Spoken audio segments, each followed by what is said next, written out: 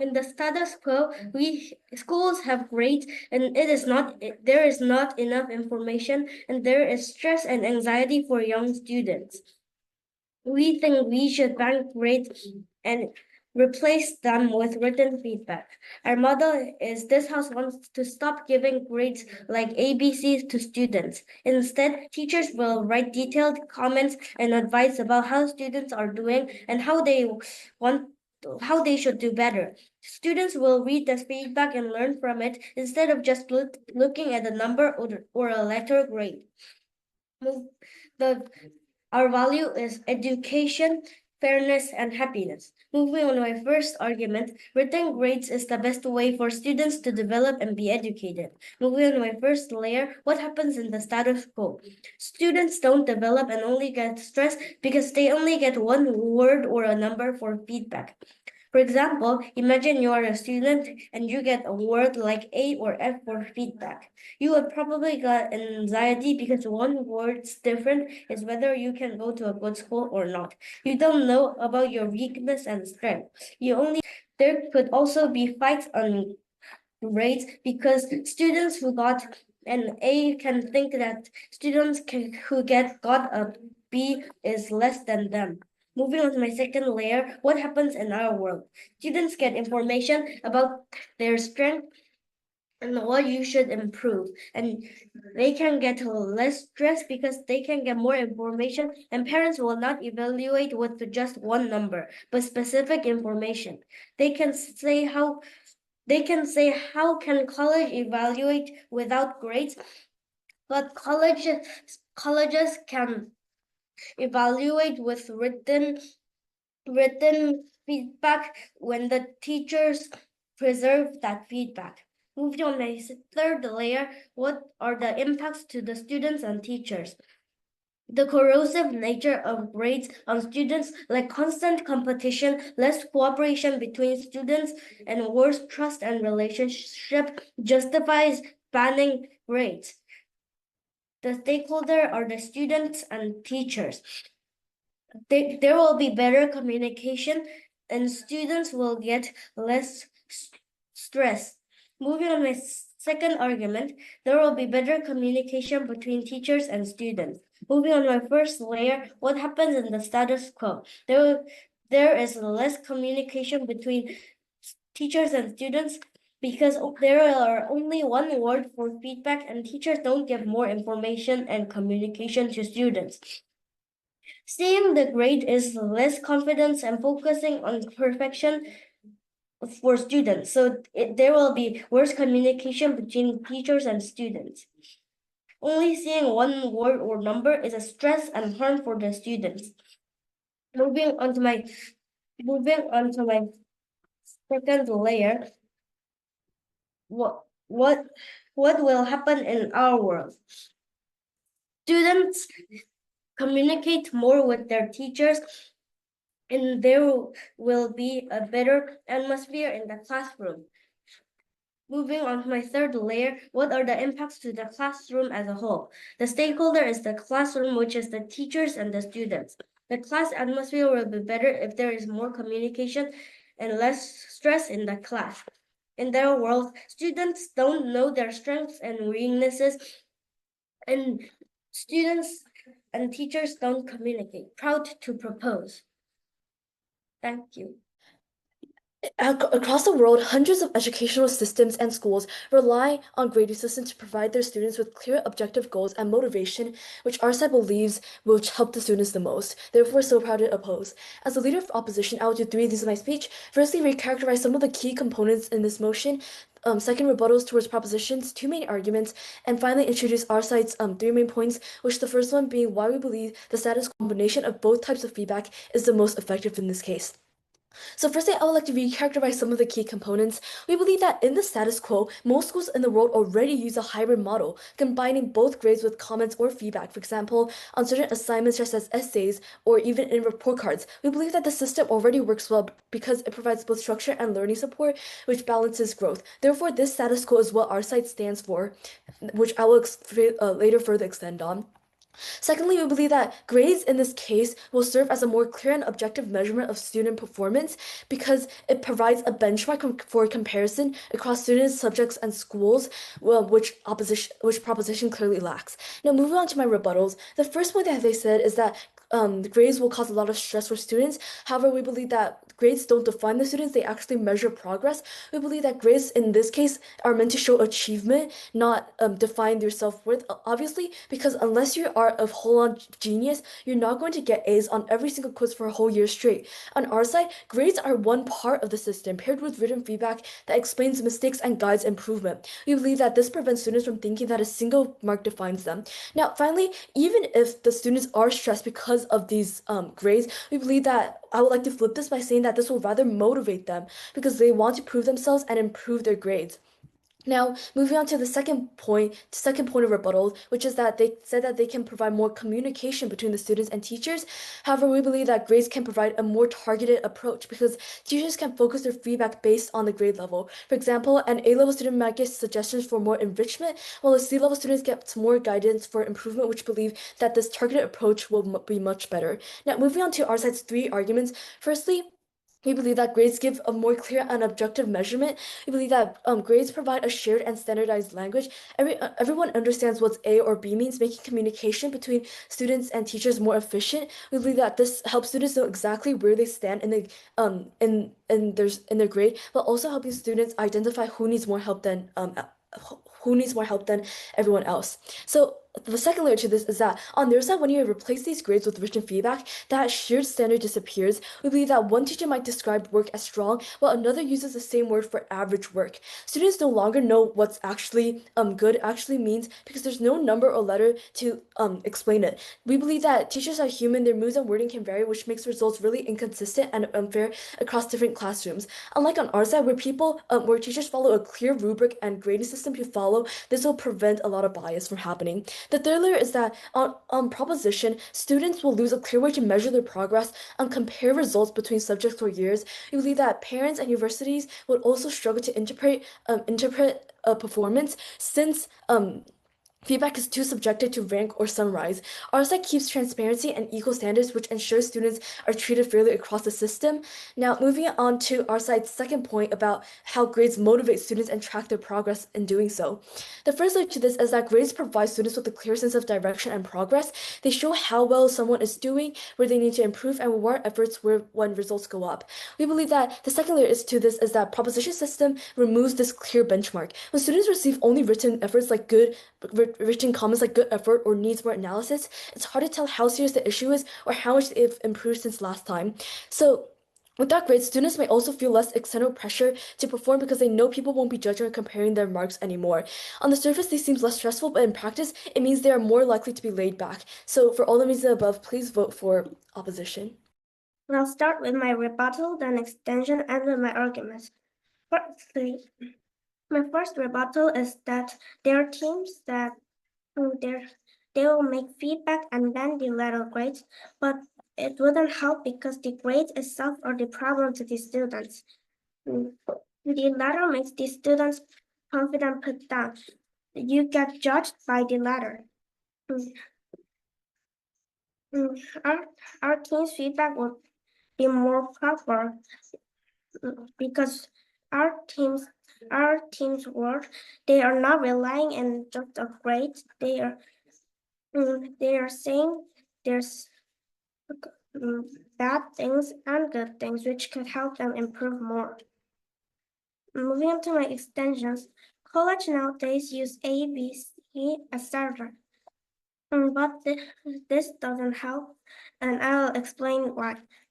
It is because the college wouldn't know what the students' strong things and the weak things are. The written feedback writes what they could improve, etc. Even if they think it takes too much, etc. And we agree that it could take much time. But just because time takes a lot doesn't mean that education is not more important than the time. Moving on to my argument, we assert that written feedback helps students and parents trust education. Moving to my first layer, what will happen if we write the feedback? It'll help the students improve. They could trust what their grade became. Why is it high? Why is it middle? Or why is it low? They do not have to fight over it with the teachers. Moving on to my second layer, what if it's just letter grades or number grades? Just the one letter on one number will make you stressed. You don't know what you should do better. What if you fix your best answer and leave your worst answer? The written feedback prevents this. Moving to my third layer, what is our stakeholder? It is who don't have to afford private academy. They are the future generations, but they are going to just private academy and not really much focusing on school because they know school is harsh. The grades are the reason. If it changes, we could make these students have much better. Just we prove that we help them. We help the students because they will not be more stressed. Proud to propose. In the status quo, we are already able to get grades and teacher feedback. It is props burden to prove why we need to ban grades altogether, which they have not provided a stable mechanism for. In my speech, first, I will be giving a few rebuttals to the other side, and I will be talking more and adding more layers on our points about, firstly, how grades are universal, but words aren't, and secondly, how grades would motivate students and provide them with a clear goal. So our opponents have talked about how parents will evaluate without grades on their side. But if they are referring to the parents that care a lot and solely about their children's grade, they will care regardless. They will put the focus solely on the constructive feedback they received, which is what they could do to improve. We actually think it's objectively worse on their side because even if you get a very high grade, you will still get constructive feedback because people, no matter how good, will always have areas in improvement. This means that even if these students get really good grades like A's or 5s, they will still get pressure, if not even more on their side, because these parents will be able to see the constructive feedback. While on our side, if we already have the grade, maybe these parents would only see the grade and see that they are doing good and not spend their time reading all of the feedback. And that feedback would then go to the students for they themselves to improve themselves. And these parents wouldn't put all the pressure on them because on their side, they only have the constructive feedback to read. They've also talked about how more teamwork has less hate, but there was no mechanism in which why this would happen in the first place, since there's no correlation between teamwork or hate towards grades. They've also talked about how more communication between students and teachers, but we believe we are actually able to have more communication on our side because we are able to receive a summary with a grade, allowing students to ask and communicate on how they would improve their grade, while on our side, they would only get feedback that may be subjective and make them lack a clear goal on what they are working towards. They've also talked about how they would only look at grades but grades are a combination of what's good and bad. It's not just a completely random letter. If they improve, they will overall get a good grade. It isn't defined by one test, but a combination of the tests and assignments they have done throughout the year. Now I'll move on to talking more about the first point. So grades are universal, but words aren't. Everyone uses words differently. When a teacher isn't precise, it could affect their whole life. College admissions, employers, words all have different interpretations. When a student reads feedback, it could be unclear. This could lead students to not know how they are doing at school. Sure, teachers may provide them with feedback on their side, but the feedback doesn't necessarily show them. Universities, scholarship boards, employers all rely on standardized numbers to make fair comparisons. Written feedback differs with each teacher, and it is harder to quantify. This would make admissions and higher decisions unfair and subjective. It may be possible that a completely capable person that has been consistent throughout their school life will lose their place in a job because the teacher was softer on the other student because they used to have really low grades but has improved. This is unfair because we believe, yes, the students who have improved should be praised for their improvement. But when they do, these comments will look like that these students are better than the students who have been consistent, but not really praised because they have showed consistent effort and the performance is not as surprising anymore.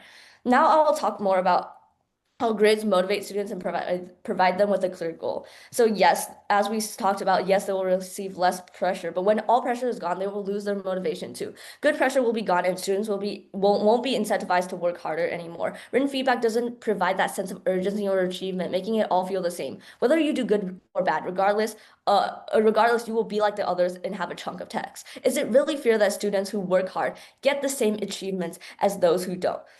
So in my speech, first, I've rebutted all my opponent's points, and I have added more layers and rebuilded our points. So therefore, we are so proud to oppose. Judge, as the final speaker of government, my role is to do the clarifications and clash. Judge, will you prefer to live in a world where they will ban grades and replace them with written feedback? Judge, as the team government, we prefer to live in a world where the schools ban grades and replace them with written feedback. Moving on to my first clash, Judge, our primary stakeholder is the teachers and the young students. The benefit of the young students are that if they get grades, they might feel stressed. But if they get written feedback, they also get positive and negative. This means that the person whoever gets the feedback can feel half good and half negative. Isn't that better than being punished by the parents? For example, corrosive nature of grades on students justifies the ban. Moving on to my second clash, in their world, giving grades like just A plus and A's make students stressed. In our world, written grades are never stressful because positive and negative are half good and half bad. Remember that corrosive nature of grades or students justifies the ban. Moving on to my third class, Judge, I will give you some examples about the banning grades and replacing them with written feedback. Grades corrosive nature justifies banning, as I said, proud to oppose.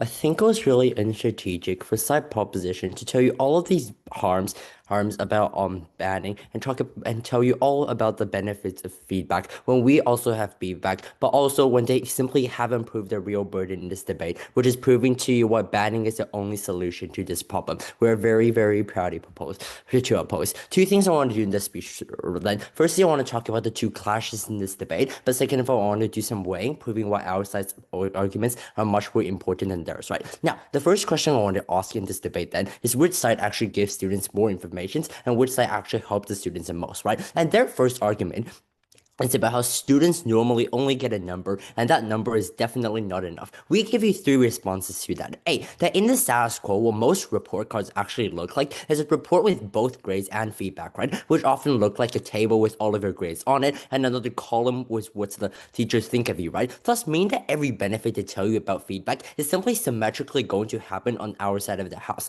B, that we think oftentimes the grades are the ones that actually help these students, right? Because oftentimes, feedback only contains the teacher's thought about how well the students as a person is rather than how well they're performing in a test, right? And note here, only when you know how well you did in the test, or only when you know what kind of things like you actually lost mark on, is when you actually know if you're studying enough, or is when you can actually know if you actually know that kind of specific area, or if you actually got to improve in that kind of specific area, right? Which we think oftentimes feedback doesn't include. See, the students don't know to what extent it's their teacher's feedback is, right? E.g., when the teacher tells you that you need a better structure in your essay, you don't know if the structure is a complete, you missed a conclusion, or like you forgot like a really important sentence, right? And oftentimes, this is like regularly what triggers students into stressing themselves, right? As we think that these students, they're actually normally likely to believe in the worst case scenario, which is about how like their structure is like a complete disaster, right? And George, note here, our characterization of the feedback is like the ones that are the most likely, right? Because I think oftentimes, even when you can see in the current status quo, what most teachers do, they just simply give you like 3 sentences about how well you as a person have been doing, right? For example, if you're paying attention in class, or for example, if you're really active in class, right? Because I think in the status quo, we can already see about how all these teachers, they're not likely to actually help, to actually like tell you about like how well you did in the test, nor are they likely to tell you if you actually got to improve in that specific area, right? The second question I want to ask then is which side actually make the students more happy and which side makes the students more stressed. And the first thing that the side proposition tell you is that grades make students overly stressed. I have a few responses to that. A, that we think stress come from high stakes system, not grades themselves, right? But I think the actual real source of stress is the existence is not the existence of grades, but three things. A, about high stakes end of year or one shot exam, right? What do we mean by that? It means that when you actually got like it means when one test actually defines your entire life, or when it defines your entire year, is when you actually get that kind of stress, right? So I think when you actually have like things like maybe 4 or even 5 exams like per year, I don't actually think this stress is likely to be happening that much. Secondly, about competitive ranking system, right? If you're actually like always ranked on these stuff, and if you're actually like always comparing with other people, I think that is where you actually get stressed, right? Not about how like the grade itself actually gives you stress, but thirdly, about how the parent of schools overemphasizes mark, and obviously that's still not the grade's fault, right? But also, Josh, note here, I think without grade's fault, stress is equally likely to appear in new forms, right? Because A, about how students may become anxious because they don't know how well they perform, or they don't know what they can improve in, right? B, about how parents may demand constant check-ins, making stress worse, right? Because you never want parents to always check your work, you never want parents to always phone your teacher and ask them how well you're doing, right? But C, about how teachers may write like more critical comments to you that might feel more personal, which we think is obviously really, really bad, right? Thus, conclusion is really, really simple. Only on our side of the house is you can actually benefit these students, both in terms of like helping them learn, but also in terms of telling them how well they are as a person. But only on our side of the house is we can actually minimize the amount of stress that we are actually giving them. And that is what we're so proud to oppose. Proposition side has lost this debate because they fail to understand how not only accommodation, which already happens in the status quo, has worked for centuries, but also how their harms are not mutually exclusive and are actually worse on their side, as all of our side speakers has already explained.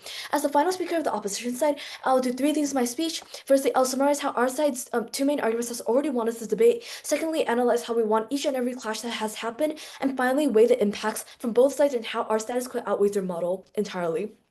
Firstly, I would like to summarize our side's main points. Our first point about how grades provide a clear benchmark, which provide a lot more clear objectives for the students to follow and reflect on.